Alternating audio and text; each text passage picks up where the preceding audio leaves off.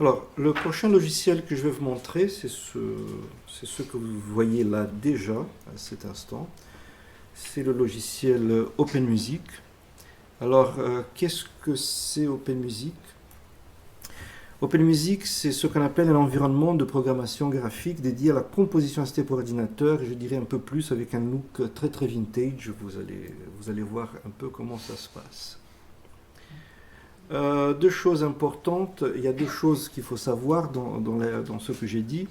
Qu'est-ce que c'est un langage graphique dédié, un langage graphique déjà.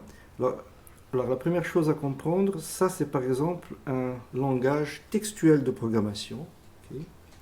Ça c'est un langage textuel. Et ce que vous voyez ici, c'est un langage graphique de programmation.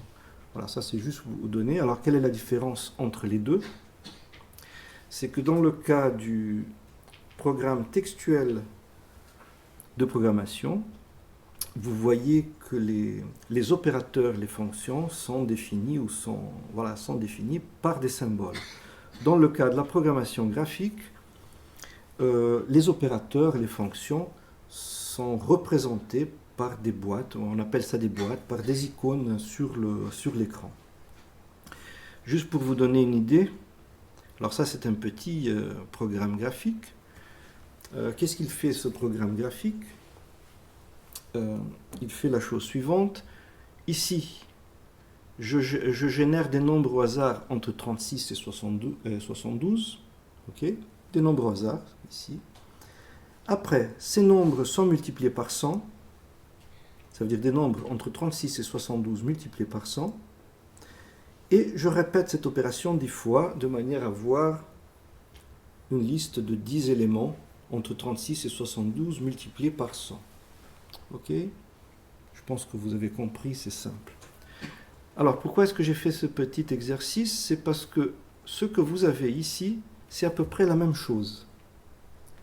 Et ça, c'est pour vous dire pourquoi est-ce qu'on utilise des langages graphiques. Parce que même si quelquefois ce n'est pas si efficace, c'est beaucoup plus intuitif et beaucoup plus facile, notamment pour le début.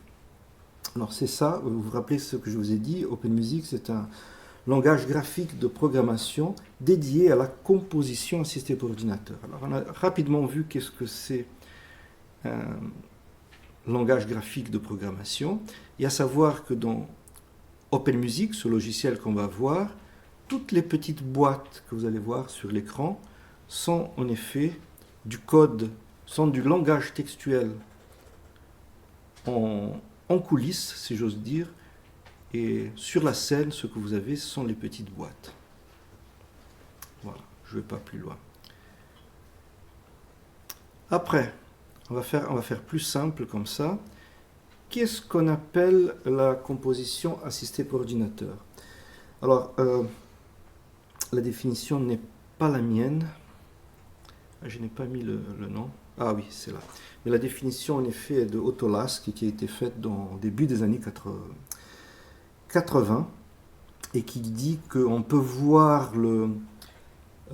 l'interaction entre un compositeur et un programme d'ordinateur, ou moi je dirais un compositeur et un ordinateur, comme une espèce de trajectoire qui va nous amener de la composition classique à la main, avec une feuille de papier et un crayon, à la composition totalement algorithmique. Voilà. Ça, on pourrait dire que de ce point jusqu'à ce point, ça résume un peu toute l'interaction entre un humain et l'ordinateur. Mais ce qu'il dit qui est très intéressant, c'est qu'il dit que la zone de plus grand intérêt, en effet, c'est la zone du milieu. Parce que c'est la zone dans laquelle, si on revient ici, voilà, si on revient, on va pouvoir mêler le pouvoir de l'intuition à la puissance de calcul de l'ordinateur. Ça veut dire qu'il y a une petite zone ici où on va calculer, mais on va pouvoir choisir ce qu'on veut et ce qu'on ne veut pas. Et c'est ça qu'on appelle la composition assistée par ordinateur. C'est cette zone ici au milieu où on va, selon les mots de Autolask, essayer d'allier la puissance de la machine à notre intuition. Voilà, alors c'est ça qui se voudrait être Open Music, ça veut dire un langage graphique de programmation dédié à la composition step ordinateur. Ça ne veut pas dire que vous ne pouvez pas faire de la composition algorithmique. Pour les besoins de la démo, je vais vous montrer beaucoup d'exemples de composition algorithmique. Hop, ça. Je vais vous donner des petits exemples, quelques petits exemples de processus. Alors juste, il faut que je vérifie quelque chose. Mais ça devrait être vite. Ah ok, voilà. Oups.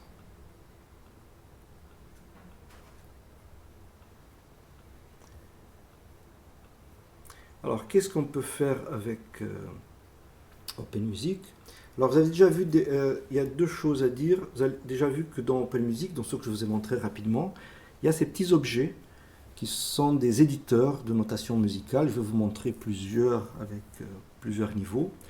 Il y a ces petits objets, ces rouges et ces verts, voilà, qui sont ce qu'on va appeler des sous-patchs. Ça veut dire chaque fois, lorsqu'on clique là-dedans, il y a quelque chose qui est caché là-dedans. On va revenir. Et il y a des petites boîtes comme ça qui vont être des opérateurs. Alors par exemple, ça c'est un patch très simple où vous avez une...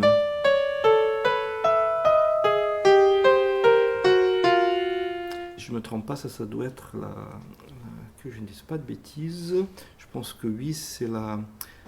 Vous me corrigez, c'est la série de Messiaen pour le mode valeur et d'intensité. Et après ici, voilà, c'est la transposition, le rétrograde et ainsi de suite. Dans chacune de ces petites boîtes ici, on va connecter d'autres boîtes les unes aux autres pour pouvoir créer des processus et de réaliser ce qu'on veut. Un petit exemple dans la même idée. Alors par exemple ici, ce que vous avez, c'est une petite séquence faite à la mode sérielle. Ici, vous avez la série des variations Opus 31 de Schoenberg, voilà.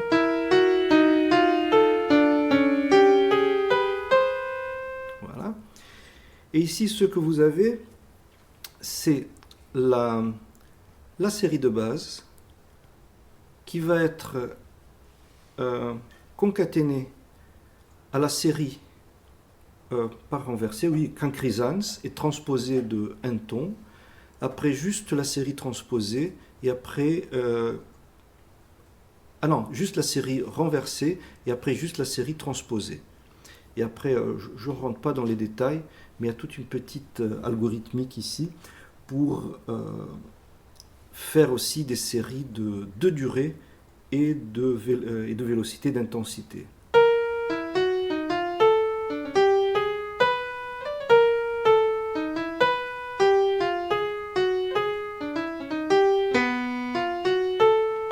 Voilà, ça c'est quelque chose assez commun, juste pour vous montrer des petites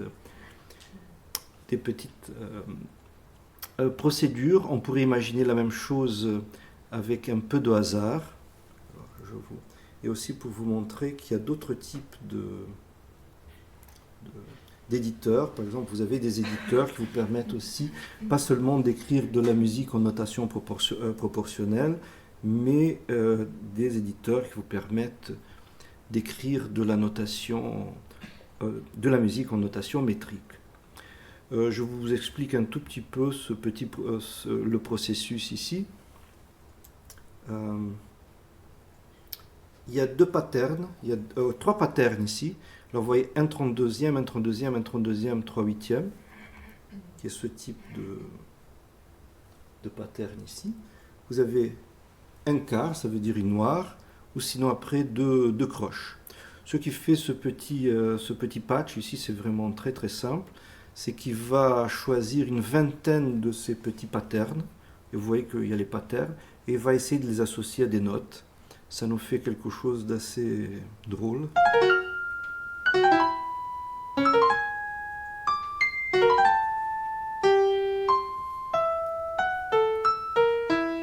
Voilà, ça c'est par exemple une petite utilisation de modèles de hasard.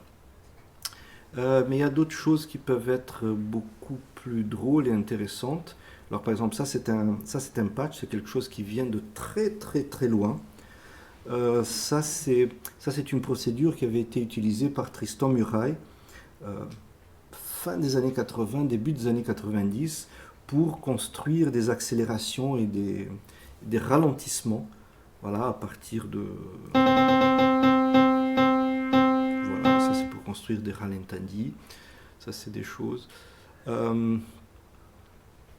Ou sinon, carrément, ici par exemple, c'est une refonte d'un processus de Tristan Murail, mais cette fois-ci, aussi pour vous montrer les possibilités d'Open Music, avec un contrôle avec des courbes. Voilà, on a la possibilité dans Open Music d'avoir des courbes avec lesquelles on peut écrire des directions.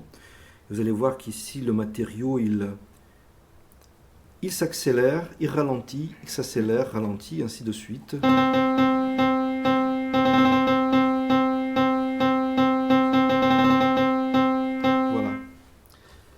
Vous voyez ici la possibilité de vraiment contrôler des processus, dans ce cas ici avec des courbes, ce qui permet de donner des directions.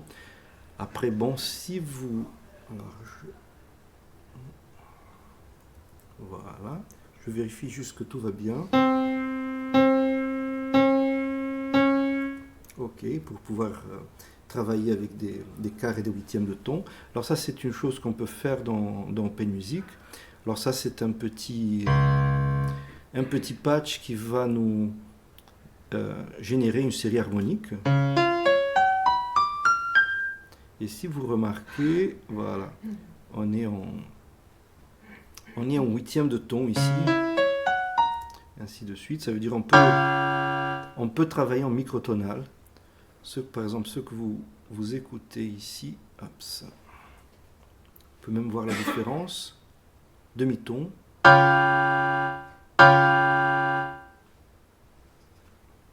Quart de ton. Chaque fois plus fusionné. Huitième de ton. Écoutez la différence huitième et demi-ton, c'est...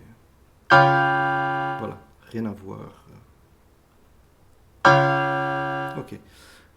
Alors ça c'est aussi une possibilité, c'est assez simple avec Open Music de pouvoir déjà représenter les quarts et les huitièmes et les demi-tons. Des petits processus aussi dans la même idée. Alors ça c'est... Oups, pourquoi?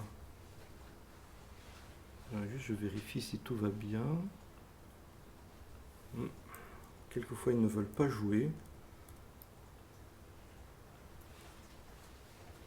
Ah, ok.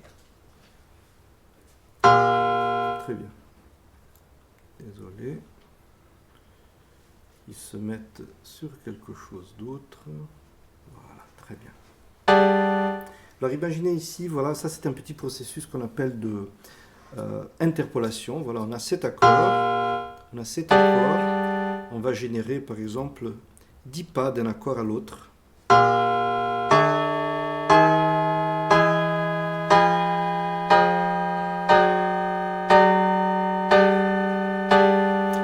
Et là, vous êtes en train de les écouter en huitième de ton. Hein. C'est-à-dire pas en demi-ton, évidemment. Après, à vous, comme compositeur, de gérer qui est-ce qui va jouer les demi-tons et le reste. Et notre exemple, un peu dans le même cas, qui peut montrer d'autres choses. La même chose, ici, voilà. Il y a 2 accords comme ça. On va créer une interpolation. Je vais vous montrer plutôt comme ça. Hop. Une interpolation entre les deux.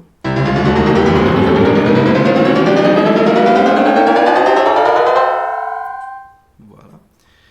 Voilà, ici on a créé un réservoir. Et ce que vous avez ici à côté, c'est la chose suivante.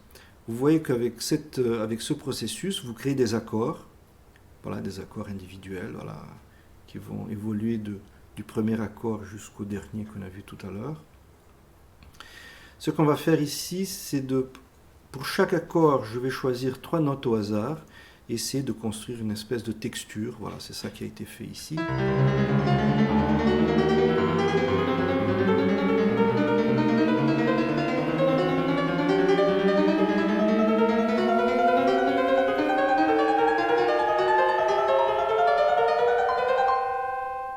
Voilà. tout ce que je vous ai montré jusqu'à maintenant, c'est plutôt des applications, je pourrais dire, ponctuelles, ça veut dire la construction d'un processus, mais on a la possibilité aussi dans OpenMusic de pouvoir travailler avec des séquences en entier. Alors je vais vous montrer un petit exemple ici. Alors déjà, avant de commencer, on a aussi la possibilité d'importer des fichiers MIDI. Alors il faut que je fasse attention parce que si je commence à jouer ce fichier MIDI, ça va être très drôle. Je vous laisse écouter. Voilà. Ce qui s'est passé, c'est que pour pouvoir jouer les demi-tons, tout dans l'autre patch, si vous voulez, j'ai dû désaccorder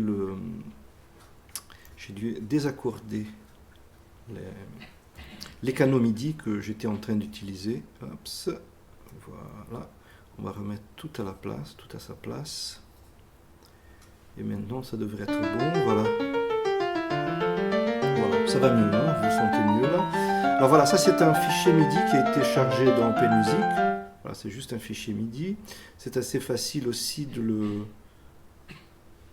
le rendre disponible dans l'espace d'OpenMusic.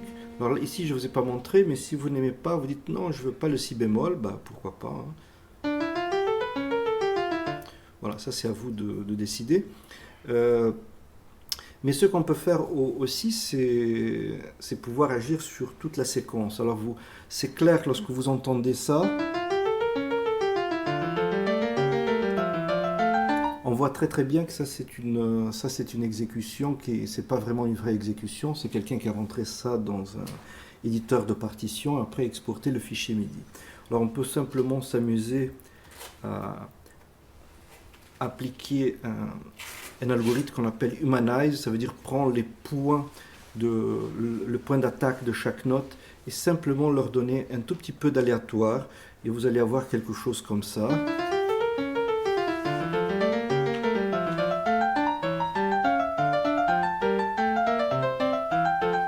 Voilà, c'est un peu pénible, on dirait qu'on est dans les couloirs d'un conservatoire. Là j'ai exagéré un peu, mais on peut mettre juste un tout petit peu, voilà, ça veut... Voilà, c'est juste un tout petit peu, voilà. Mais ce qui peut être très intéressant aussi, c'est qu'on peut s'amuser avec beaucoup d'autres choses. Je pense que vous savez tous, vous avez lu la biographie de Debussy, il aimait beaucoup Bach. Et apparemment, toutes ses journées commençaient par ses exercices pianistiques et il jouait du Bach. Voilà, il jouait du Bach. Alors on pourrait imaginer comment est-ce que, par exemple, Debussy jouait cette invention. Moi, je me dirais que ça devait être quelque chose comme ça.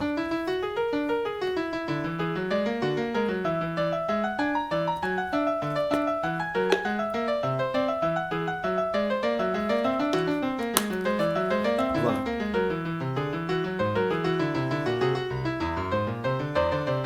Voilà. Ça, c'est pour s'amuser.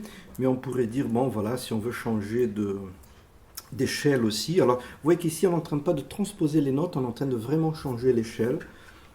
Et on pourrait faire un peu, vous connaissez très bien l'enlèvement au sérail de Mozart, où il y a une espèce de, vous avez dans l'ouverture, comment est-ce que Mozart écoutait la musique arabe ou la musique turque. Alors on pourrait imaginer que Bach devait l'entendre peut-être comme ça.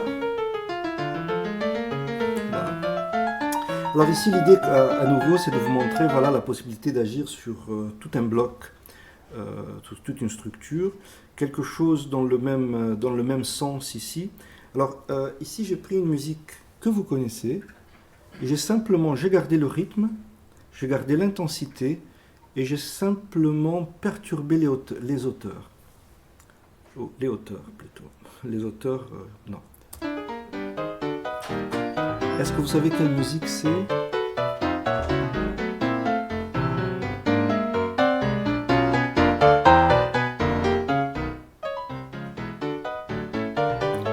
Le rythme, vous voyez déjà, c'est une petite valse. Hein?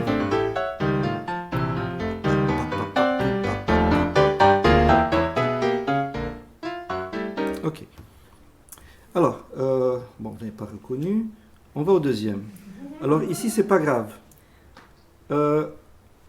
Comme c'était difficile de reconnaître ce que c'était, là je pense que vous l'avez déjà reconnu, j'ai fait la chose suivante. Alors ici, c'est les mêmes courbes, c'est aussi pour vous montrer qu'on peut déformer du matériel avec des courbes. Alors ce que j'ai fait, c'est qu'au départ, vous avez la musique telle qu'elle. Mais petit à petit, je commence à introduire, pas de l'aléatoire, mais du chaos. Je reviens, ça devient hyper chaotique. Vous allez voir, à 2 instants, ça revient, et à la fin, ça revient. Ok ? Je vais laisser ça à peu près comme ça. Je ne sais pas si on peut écouter là. Là, peut-être vous savez déjà qu'est-ce que c'est la musique. Voilà, ça devrait être à peu près ça. Je vais vous jouer, et là, je pense que vous l'avez reconnu.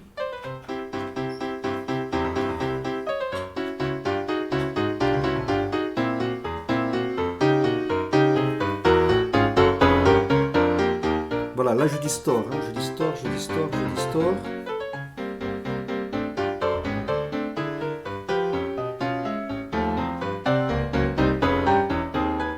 Là c'est le maximum. Et là on est en train de revenir. Hein.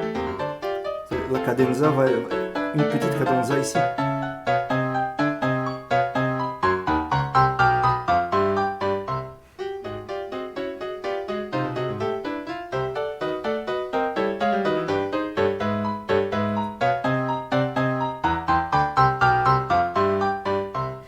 Vous avez reconnu, c'est la valse de Diabelli que Beethoven a fait. Ça, c'est la variation que Beethoven n'a pas faite. Mais c'est pas grave, elle était là dans Open Music.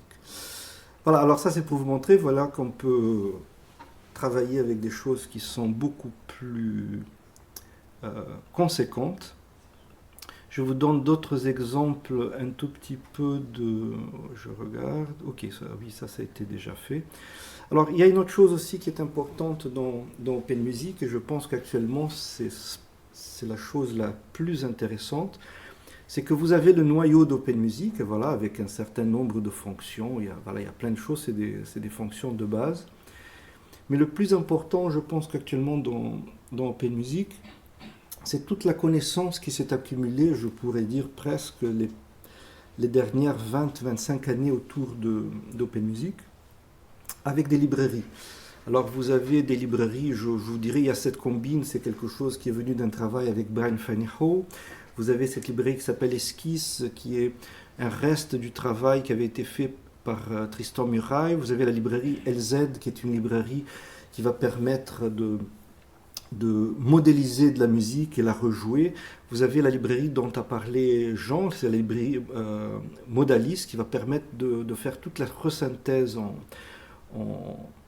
en Open Music, et vous avez beaucoup d'autres choses. Vous avez, je ne sais pas, ici il doit y avoir une vingtaine, une trentaine de librairies, et chacune étant vraiment un savoir en soi. Évidemment, je ne vais pas toutes vous les montrer, je vais montrer que trois librairies, 3 petits focus sur 3 librairies, il y en a beaucoup.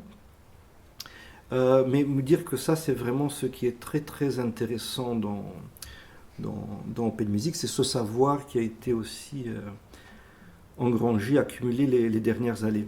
Je vais vous donner un petit clin d'œil sur une librairie que je trouve assez drôle, vous allez voir pourquoi, qui s'appelle Profil, ou Profile, comme vous voulez.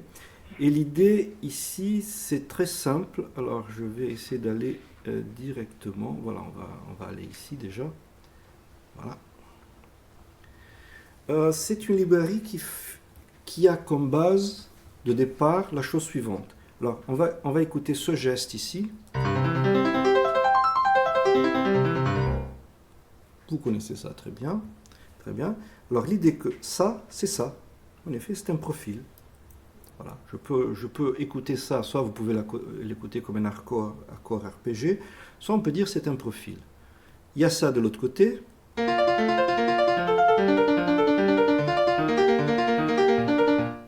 Ok. Et ça, je me dis, mais ça, c'est un autre profil. Voilà, vous voyez que pendant que ce premier, c'est une espèce de profil en arche, avec des petites bosses, ça, c'est un autre profil où vous voyez qu'il est en 3 parties, assez sympathique, et avec des oscillations. Et si je me dis, j'oublie que ce sont des notes, et j'essaye de croiser les profils. Alors ce que j'ai fait ici, ou ce qu'on a fait ici, c'est la chose suivante. On prend le premier profil, on garde le mouvement, mais on va le substituer par les notes du deuxième profil. Alors, ça c'est le premier. Ça c'est le deuxième.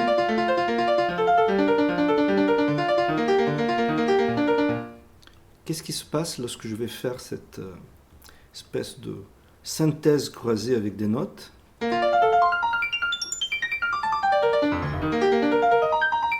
Voilà. Je vais le superposer comme harmoniquement il est avec le deuxième.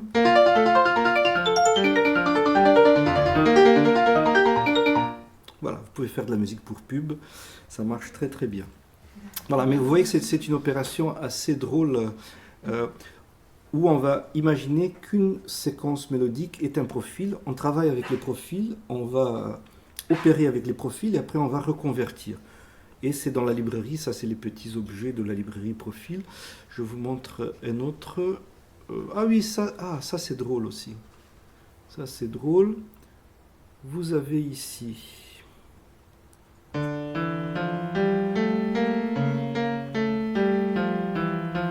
Ok. Et de l'autre côté, vous avez quelqu'un que vous connaissez bien aussi. Voilà, juste le ton, mais c'est le même.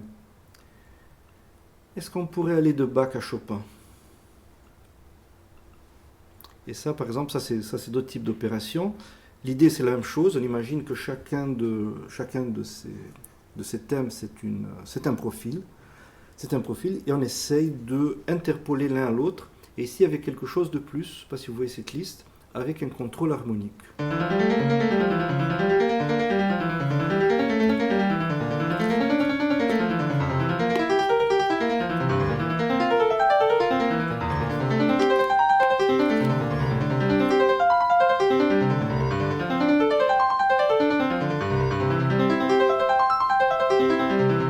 Voilà. Alors voilà, il y en a beaucoup d'autres librairies avec beaucoup de fonctions. Alors tout ce que je vous ai montré jusqu'à maintenant, ça n'a été que des fonctionnalités où on utilise plutôt le symbolique. J'aimerais vous présenter rapidement deux librairies, voilà, qui permettent de faire du son. C'est-à-dire à l'intérieur d'Open Music, il y a déjà un certain nombre d'outils qui permettent de travailler avec du son, mais à un niveau assez, je pourrais dire, assez élémentaire. Mais il y a deux librairies, alors une qui s'appelle OM Super VP. Tout au début, Jean Lochard vous a montré cette interface qui s'appelle TS2. En effet, ce logiciel est une interface et un petit module derrière qui s'appelle Super VP grosso modo.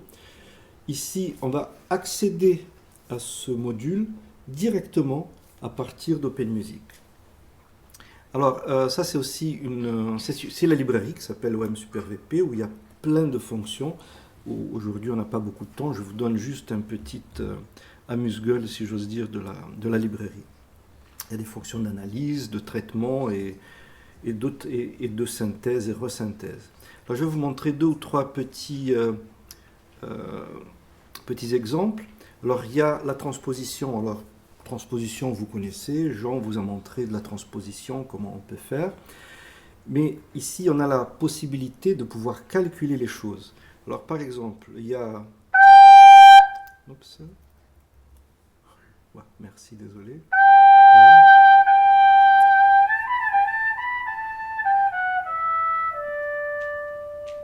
Alors voilà, tu l'augmentes un tout petit peu, un poil, s'il te plaît. Voilà. Alors voilà,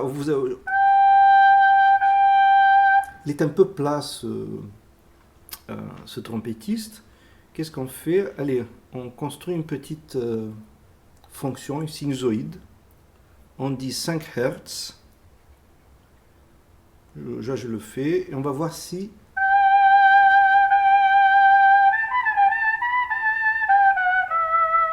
Là, vous mettez un peu de vibrato sur le son de votre trompettiste. Vous pouvez exagérer un peu, ça pourrait être plus drôle. Non, ça va être assez pas drôle du tout, mais voilà. Je sais pas si ça s'appelle comme ça. Fut un temps, on appelait ça le chevrotement. Voilà. Ça, c'est de la transposition tout bêtement, mais on peut faire des choses qui sont beaucoup plus intéressantes et je vous montre des possibilités de la librairie. Alors, qu'est-ce qu'on a fait ici? Ici, j'ai ce fichier d'une petite flûte médiévale.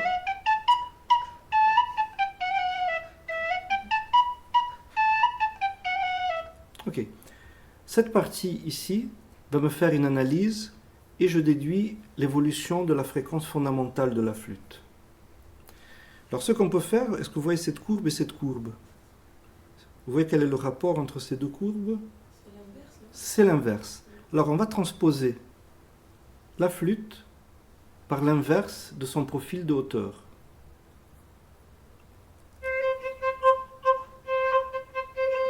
Vous annulez la note, vous annulez la... Voilà, vous avez annulé la mélodie du flûtiste. Il doit être très très triste.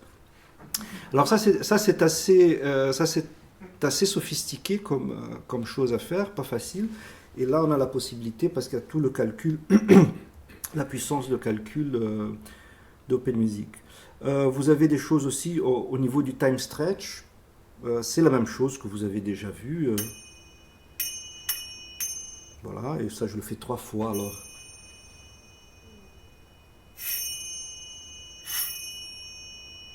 Ah oui, alors ici c'est intéressant parce que vous voyez que l'attaque a été ralentie aussi. Alors une chose qu'il y a dans SuperVP, c'est la possibilité de préserver les transients, les attaques. Ici ils ne sont pas préservés, on peut les mettre, je vais refaire ça 3 fois mais en gardant les transients. Regardez la différence.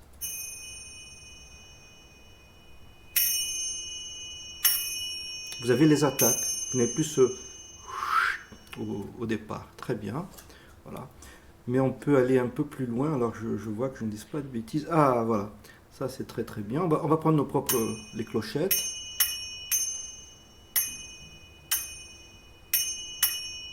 Et vous dites bah non, je ne veux pas ça. J'aimerais que mes clochettes fassent... Que mes clochettes se mettent au pas. Alors qu'est-ce qu'on a ici dans ce petit patch ici? C'est l'idée qu'on va reprendre... il y a cette partie aussi, ça c'est du OM SuperVP. C'est une partie de la librairie qui est capable, vous voyez ces marqueurs, de détecter des attaques. Alors cette première partie, elle détecte des attaques. Et cette deuxième partie va reprendre ici dans le fichier les intervalles entre les attaques. Et à partir d'un rythme comment dire, qui va être témoin, on va essayer de remettre, on va appliquer des compressions et des dilatations temporelles de façon à faire que ce geste rejoigne celui-là. Alors dans notre cas, notre geste c'est... Ok. Et là, c'est ce qu'on va voir. Voilà. Vous pouvez voir toutes les positions ont été mises à la seconde près. Là, voilà. Alors ça peut être vraiment assez intéressant. Petit exemple dans le même sens. Alors ça, c'est un peu plus compliqué. Celui-là, il est très très fort, Eric. Tu le baisses un tout petit peu. Voilà, parfait. Voilà. On a fait la même chose. On a détecté tous les petits... les segments d'attaque. Et ici, ce qu'on va voir, c'est un rythme.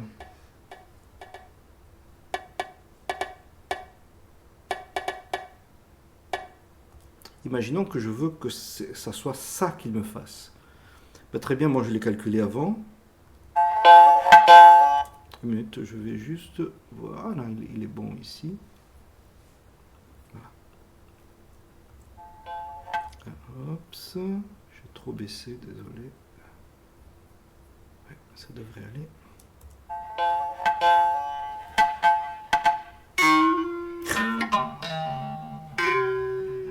Alors ça c'est très intéressant parce que c'est exactement le...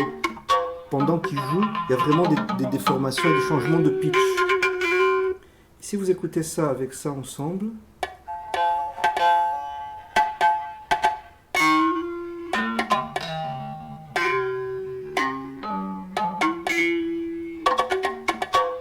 voilà, ça veut dire que vraiment, ça vous permet de faire quelque chose de très fine et de travailler avec des choses assez précises. Un autre petit exemple aussi, c'est toute une partie de filtres assez sympa. Ici, par exemple, des filtres qu'on va contrôler, par exemple, par rapport à une séquence d'accords.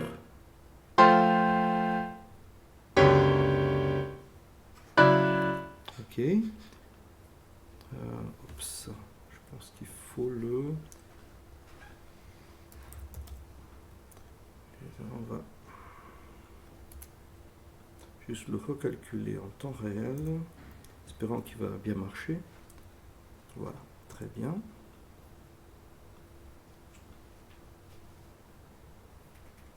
Voilà. Alors ce qu'on vient de faire, c'est de filtrer un bruit blanc. Voilà, c'est juste ça, je vous le fais. Avec les notes de l'accord.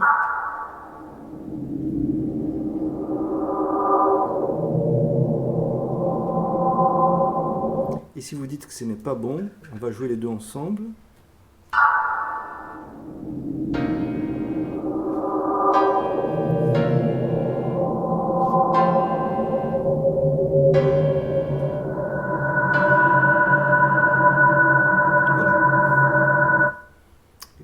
Ça peut être très très utile en tout ce qui est musique mixte pour préparer des bandes qui vont être en conformité par exemple avec de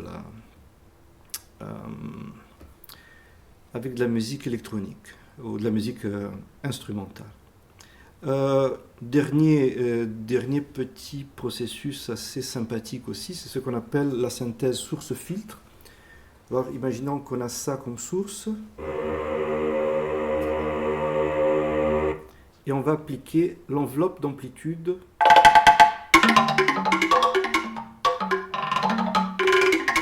voilà. Le résultat.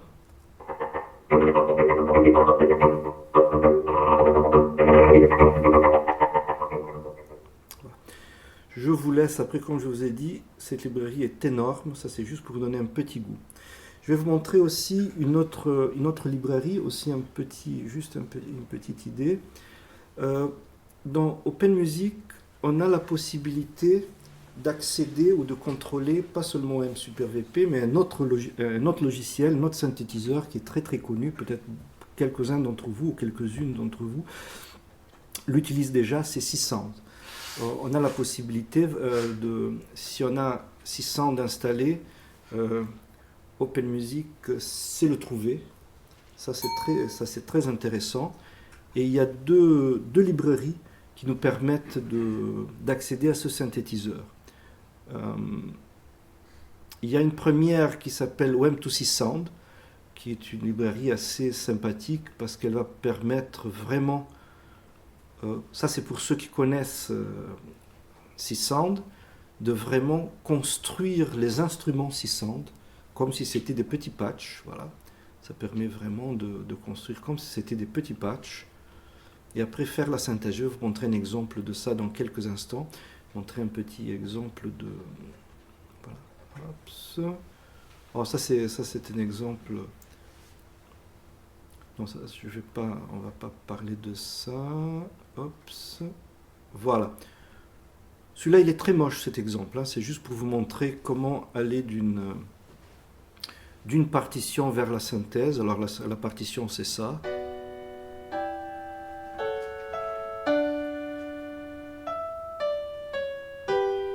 Voilà. Ça, c'est à nouveau juste pour vous montrer que si vous savez comment faire, voilà, je m'arrête là. Il y a un exemple qui est beaucoup plus sympathique. Alors ça, c'est un exemple qui a été fait par Karim Haddad, vous devez connaître, et c'est quelque chose d'assez conséquent. Alors, vous avez, ça c'est pour les personnes qui connaissent un peu Csound, mais si vous connaissez déjà Csound, il y a la définition d'un certain nombre d'instruments, le chargement de fichiers son, et ce qui est plus important, il y a un autre outil qui est très intéressant aussi dans Open Music comme un tout, c'est la maquette. Pour le moment, on a vu juste les patchs, quelques éditeurs. Et vous avez cet outil qui est la maquette, dans lequel vous pouvez construire très simplement ces petites boîtes ici que je suis en train de construire. Et après, à l'intérieur des boîtes, mettre des commandes, de la programmation. Alors, vous voyez cette maquette ici, c'est la maquette qui a permis de contrôler des instruments de synthèse, voilà, pour arriver à... Alors, ça fait presque 3 minutes, on va juste écouter juste un petit moment.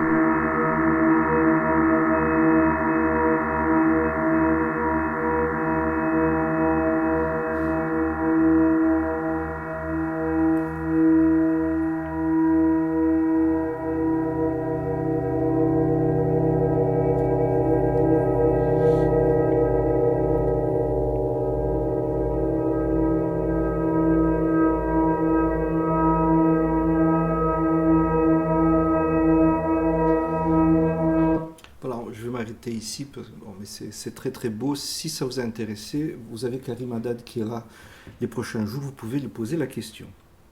Alors évidemment là vous me dites, mais ok Mikhail c'est très bien, mais nous on ne connaît pas Sysound, c'est pas si évident. Alors il y a une possibilité, et c'est ça qui est intéressant dans Open Music, il y a une autre librairie qui s'appelle OM Chroma, qui a été faite par Marco Stroppa et Carlos Augusto Agon, qui permet d'avoir une approche plus simple et plus haut niveau pour ce même synthétiseur. Alors je vais vous montrer 2-3 petits exemples. Voilà, l'idée c'est qu'il y a ces petits objets ici qu'on appelle des petites classes d'objets, où on va pouvoir leur donner par exemple une liste de durée, une liste d'amplitude, une liste de fréquences. Voilà. Et on va pouvoir accéder à la... Alors ici c'est de la synthèse additive, c'est quelque chose d'assez simple, mais ça va nous permettre d'accéder à la synthèse d'une manière assez simple, même si ça n'a pas l'air simple du tout. Voilà. Ici vous avez toute une... C'est une série harmonique, et ça c'est un ensemble par exemple je vais le faire comme ça, d'enveloppes d'amplitude, un pour chaque partiel, de façon à donner de la vie au son. Je vous montre le dernier. Ah ça c'est un très bel exemple aussi, ça c'est un très vieil exemple. Juste une minute. Voilà.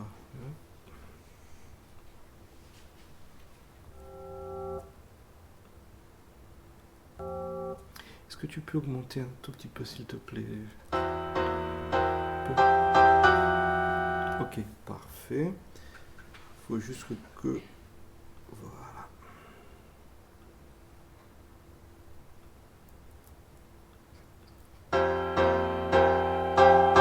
Voilà.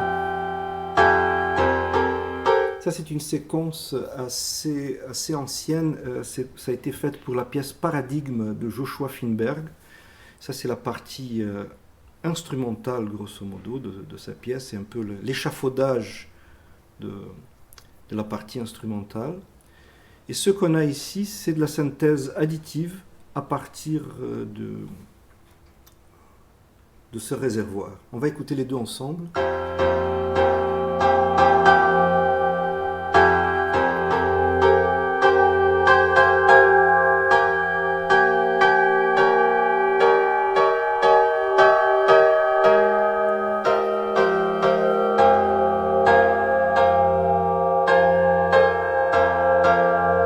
Voilà, le son. Voilà. Hop, c'est mieux. minutes. Ça, c'est le son original, c'est la partie avec les instruments.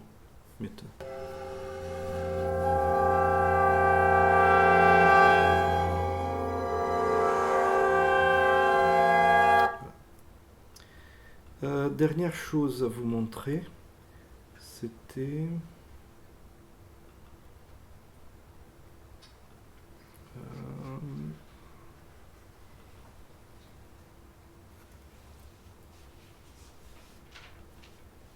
voilà. Il y a la possibilité aussi avec OpenMusic de récupérer à partir d'AudioSculpt, de récupérer des analyses qui viennent d'AudioSculpt ou d'autres logiciels pour pouvoir les décrypter dans le monde, voilà, dans le monde du symbolique. Alors par exemple, ça c'est un fichier qui s'appelle Africa. Il a été analysé dans AudioSculpt et dans AudioSculpt on a produit un fichier avec l'analyse et ici on récupère les données dans OpenMusic.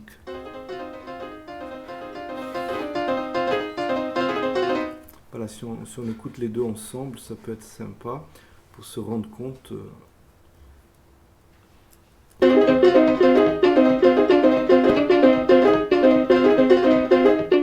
Voilà. Et là, c'est l'analyse brute avec aucun changement. Voilà, je reviens. Où est-ce qu'on était? Voilà. Il y a peut-être juste un dernier élément que je ne vous ai pas montré d'OpenMusic, qui est la maquette. Alors la maquette, c'est quelque chose de vraiment intéressant.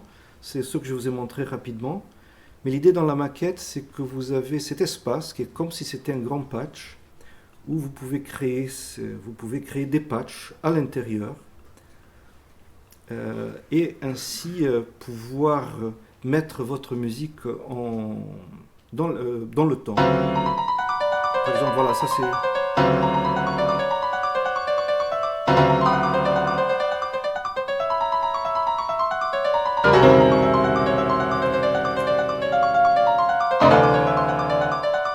Voilà, ça c'est un petit exemple.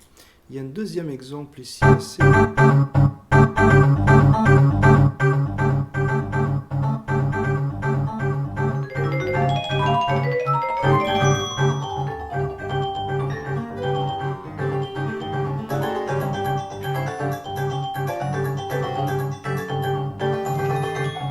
Vous voyez, chacun de ces objets ici, c'est un patch.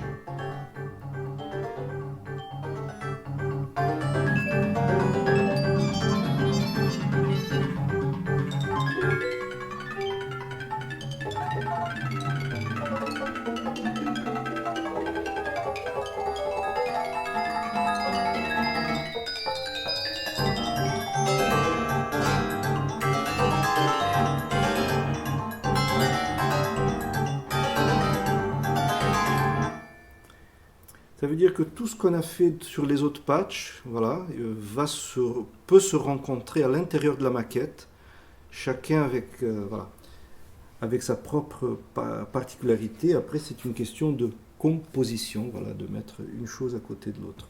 Je pense qu'on a déjà fait un grand parcours, ce qui était OpenMusic. Je ne sais pas si vous avez des questions. Je m'arrête là parce que ça c'était... Si vous n'avez pas de questions, si ça vous intéresse ou pas, vous avez le choix que ça ne vous intéresse pas. Hein, bon, regardez, vous avez l'information sur le site du forum. Et je vous laisse, sinon on sera ici dans le forum les prochains jours. Si vous voulez, on va parler à la machine à café. Voilà. Si vous n'avez pas de questions, non. Regardez, bonne soirée, merci beaucoup et bon forum pour ceux qui restent.